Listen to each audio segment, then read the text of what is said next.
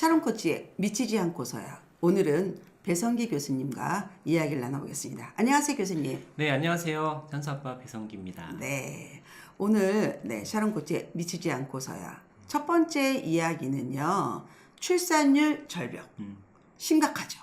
네, 굉장히 심각합니다. 제가 최근에 본 걸로는 0.78이다라고 하고 있고, 이게 앞으로 더 심해지지 않을까라는 생각이 드는 거는 지금 2030 세대들이 우리나라 미래를 이제 좋게 안 보기 때문에 결혼도 안 하려고 하고 있고, 애를 낳겠다는 사람도 점점 줄고 있다는 게 굉장히 큰 사회적인 문제가 아닐까라는 생각을 많이들 하게 되는 것 같아요. 물론 일부이긴 하는데 요즘에 2030 남자들은요, 연애를 기피한대요.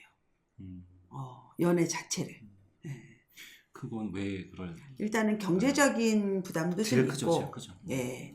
두 번째는 여자한테 예속당하고 싶지 않다.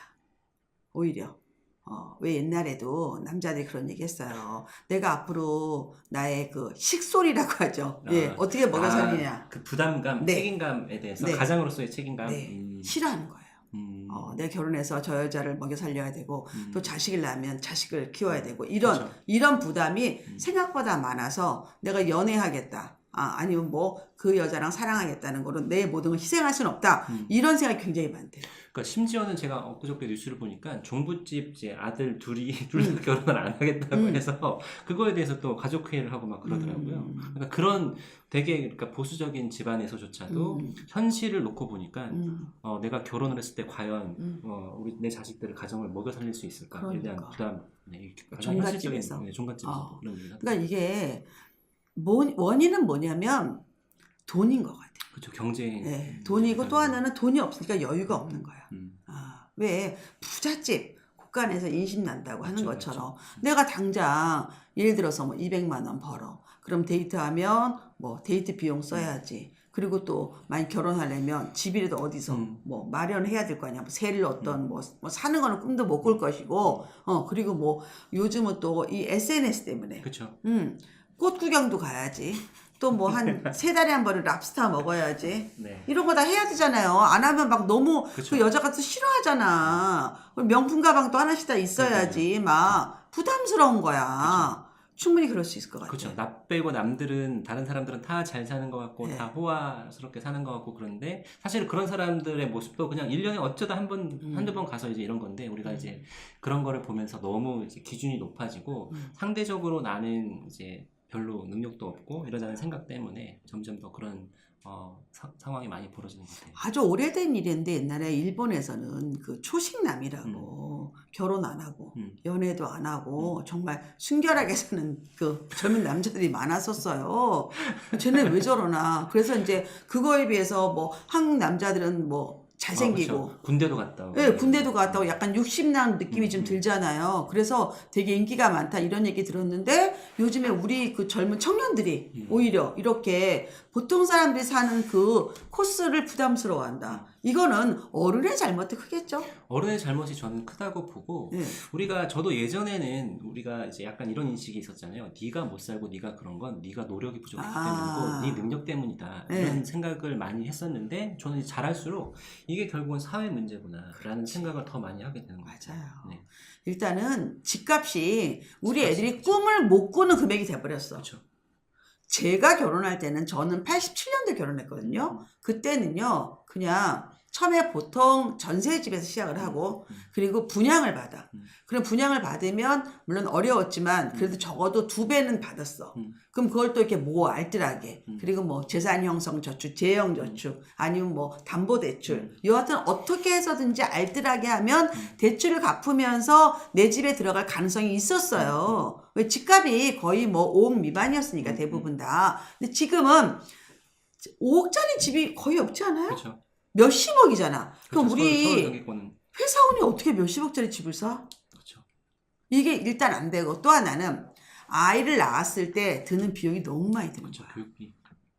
교육비 전에 산후조리원, 비싼 유모차, 뭐 애 옷값, 막 그다음에 애기 낳자마자 교구 뭐 너무 부담 다 돈으로 보이는 거예요. 그렇죠.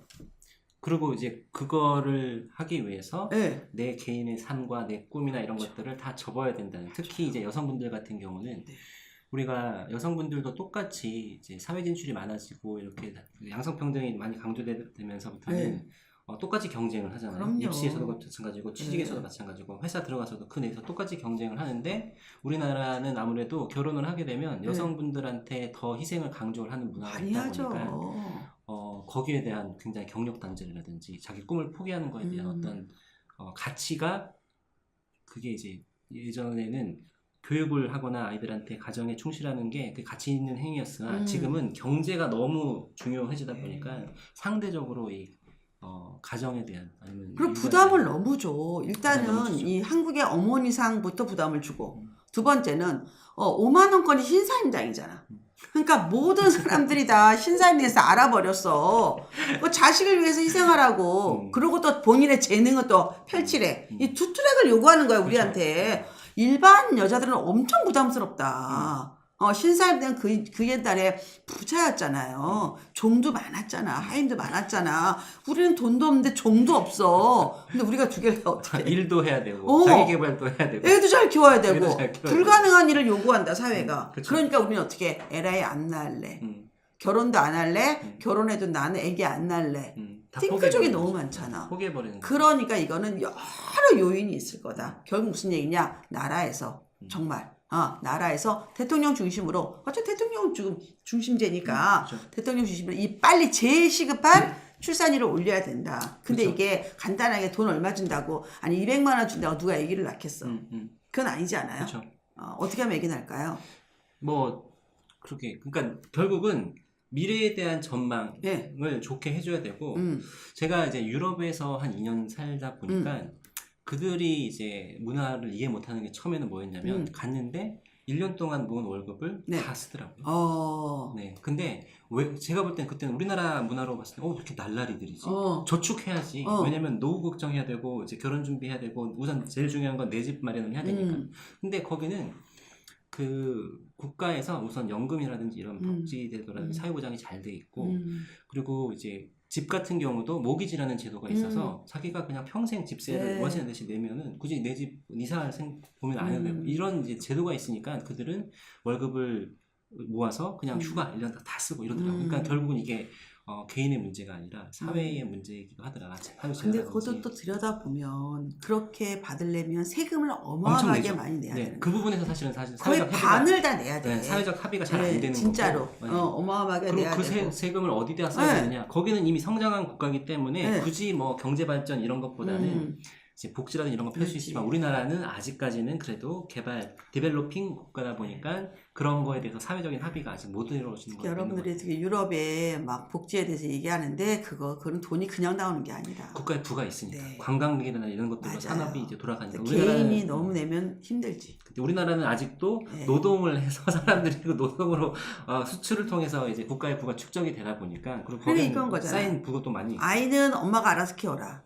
노후는 니네들이 알아서 살아라. 이러니까 이제 안 하게 되는 거야. 부담스러우니까. 그래서 우리 정치하는 분들이 진짜 우리 젊은 친구들이 연애도 하고 그렇죠. 사랑도 하고 결혼도 하고 사실 아이를 낳아서 키우는 이 행복이 어마어마한 굉장히 거잖아. 큰 가치가 있는 거예요. 우리는 알잖아. 네, 그런 알죠. 거를. 근데 그들에게 너의 모든 걸 희생하고 이걸 해 라고 말하기 너무 어려워. 그렇죠. 돈으로밖에 이제 네. 경제로밖에 따질 수 없으니까. 그래서 여러분들이 이 진짜 아이를 낳아서 키우는 이 행복을 우리가 많이 알려줘야 될 것 같아요. 그렇죠. 현수 아빠도 알려주고 저도 알려주고 그리고 정부에서는 우리 젊은 애들이 아이를 낳게 결혼하고 사랑할 수 있게 이렇게 만들어야 돼요. 그런 이미지를 많이 그려야 되는데 참 아쉬운 거는 결혼해서 부부간의 갈등이라든지 문제, 결혼했을 때 안 좋은 점들이 자꾸 더 이슈화가 되고 그런 걸로 드라마도 많이 나오고 또 교육을 하면서 이제 들어가는 어떤 비용이라든지 이런 것들 때문에 내가 잃는 것에 대해서 사람들이 더 많이 이슈화를 시키다 보니까 아닌데 참 안 좋은 것 같아요. 아닌데 사실은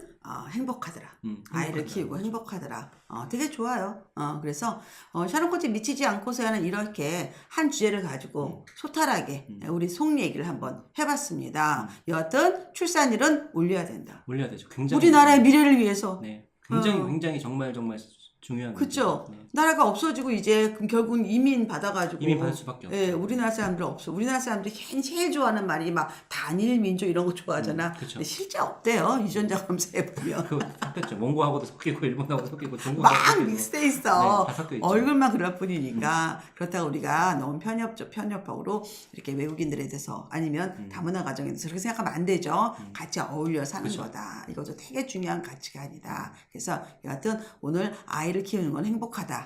그거는 뭐 강조하시죠. 정말 저는 그 가치가 정말 가치 있는 일인데 우리가 네. 그걸 너무 이제 경제를 네. 수치로만 보다 보니까 잘 모르시는 것 같아요. 여하튼 한번 잘 생각해 봅시다. 네. 그래서 우리 샤밀리들은 어떻게 둘째를 한번 낳아보는 거로. 그러면 이제 오늘 밤에 어떻게 네, 어떻게 한번 해봅시다. 자, 샤론 코치의 미치지 않고서였습니다. 안녕히 계세요.